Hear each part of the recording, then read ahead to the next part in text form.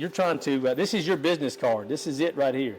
You're telling me what you're worth. You're telling me how you're going to show up to work. You're telling me how you're going to fill out JSAs. Everything I'm learning about you right now is happening right here. You're telling me how you're going to do a little extra, your personality, your character. Everything you're showing me right now is in these, this 2-hour monster test, and you're turned in dirty like this. That tells me that you cut corners, like you get finished, and you're that welder that this is all you do is weld. You don't clean, you don't pick up, you don't chip in. This is all. So I don't think that's what the message you want to convey to a QC, to the guy looking to man up this job. You want to give the best representation of you. Every weld you make, you're signing your name. This is your calling card.